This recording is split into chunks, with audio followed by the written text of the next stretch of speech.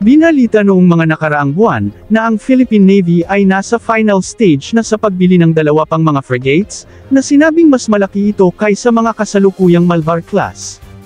Maaring mali tayo, ngunit tila totoo nga ang balita na mas malaki ito kaysa sa mga Malvar class, dahil ayon sa pinagkahuling impormasyon, ang dalawang frigates na bibilhin ay may budget na 34 billion pesos, para sa platform at mga sensors lamang nito, kumpara sa dalawang Malvar class platform and sensors, na nagkakalaga lamang ng 25 billion pesos.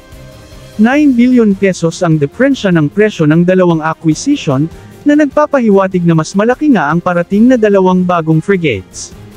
Bagamat may nagsasabi na ang 9 billion pesos na pagtaas ng presyo ay dahil umano sa inflation at pagtaas ng halaga ng dollar, o ang tinatawag na exchange rate, kaya naniniwala silang mga Malvar class pa rin ang bibilhin, ngunit kahit e-consider natin itong inflation at exchange rate ng dollar, ay masasabi nating malaki pa rin ang 9 billion pesos. Kasalukuyang nasa 55 pesos ang exchange rate ngayon ng dollar, habang noong 2019 ay nasa 51 pesos, masyadong kunti lang ang diferensya, para sa 9 billion pesos na pagdagdag ng presyo, bagamat naniniwala tayong hindi rin ganun kalaki ang mga frigates na ito, ngunit it is safe to assume na HDF 4000 design ang maaring mapagkasunduan nila.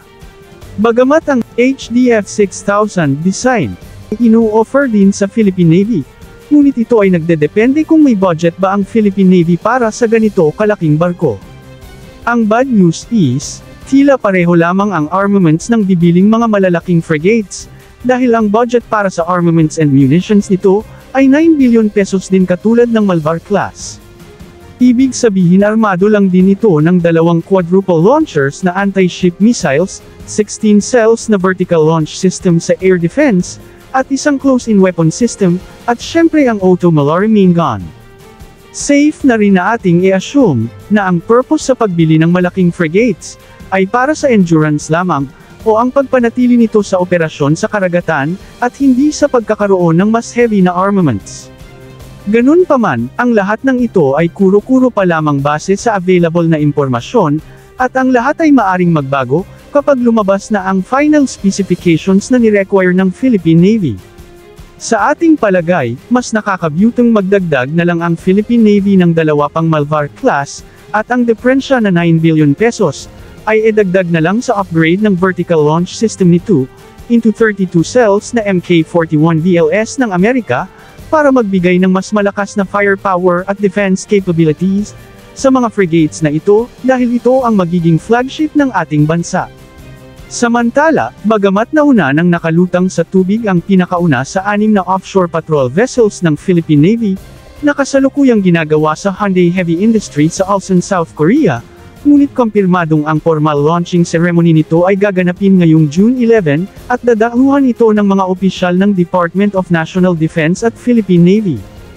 Ayon sa pinagkabagong impormasyon, may mga pangalan na ang 6 na mga offshore vessels na ito, at ang pangalan sa pinakauna sa 6, ay BRP Raja Sulaiman, at ito ang magiging lead ship sa class na ito. Ibig sabihin, ang 6 na offshore patrol vessels na ito, ay tatawaging Raja Sulaiman class. Ang BRP Raja Sulaiman, ay magkakaroon ng hull number na PS-20. At ang pangalawang barko sa class na ito, ay tatawaging BRP Raja Lakandula, at may hull number PS-21.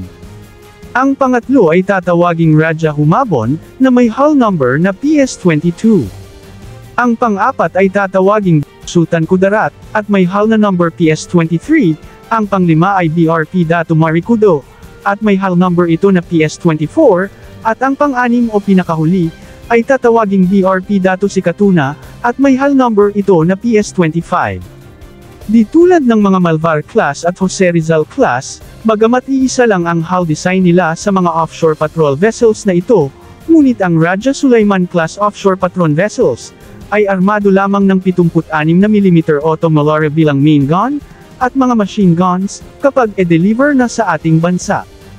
Ngunit ang mga makikitang openings na makikita sa kanyang likuran, ay nakadesinyo para sa containerized mission module. Dito ilalagay ang mga mission module, na maaring may laman ng mga surveillance and intelligence equipments kung magsasagawa ng ISR and patrol mission, o kaya ay mga torpedo or depth charge launchers para sa anti-submarine mission, o kaya anti-ship missiles at close-in weapon system kapag magsagawa ng strike mission, or mga medical and search and rescue module kapag magsagawa ng humanitarian and disaster response mission.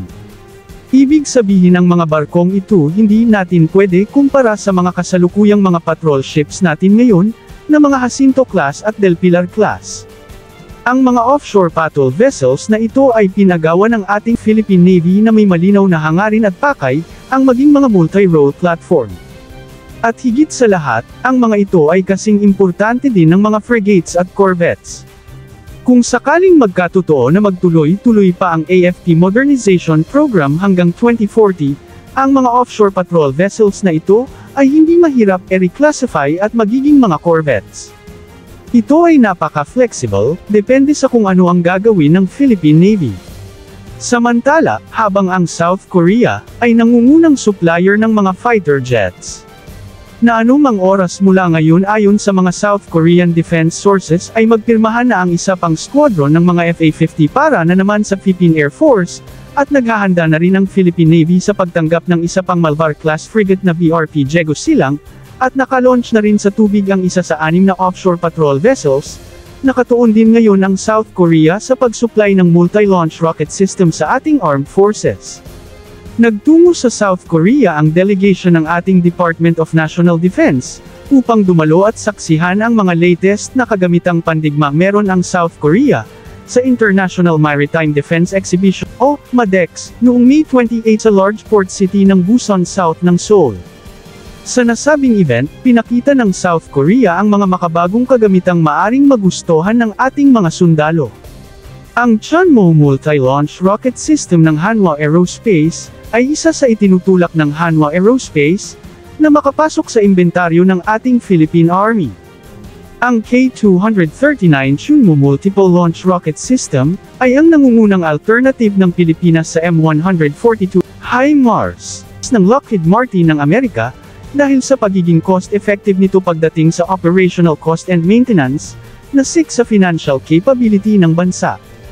Meron din itong rapid deployment capability, tulad ng mga HIMARS. Ang nagustuhan ng ating mga sundalo sa Chunmo na ito, ay dahil sa potensyal na technology transfer, at cooperation sa Hanwha Aerospace ng South Korea, na magpapayabong sa self-reliance defense posture ng bansa. Dagdag pa, ang Chunmo ay isang modular design, na ito ay makapagpapaputok ng iba't ibang uri ng mga rocket, kabilang ang mga precision-guided munitions, at may range ito na hanggang 300 kilometro. Inoffer din ng South Korea ang kanilang KM-SAM Air Defense System, para sa medium-range air defense system requirements ng Philippine Air Force at Philippine Marine Corps. Sa kasalukuyan, ang Spider Air Defense System ng Israel ang siyang pangunahing air defense system ng bansa, na inaasahan sanang may kasunod pa na ilang battery ang EA-acquire, ngunit tila ibabelang na ng Pilipinas sa ibang bansa ang pag-acquire, dahil sa hindi pagsuporta ng Israel sa Pilipinas, sa territorial dispute nito sa China.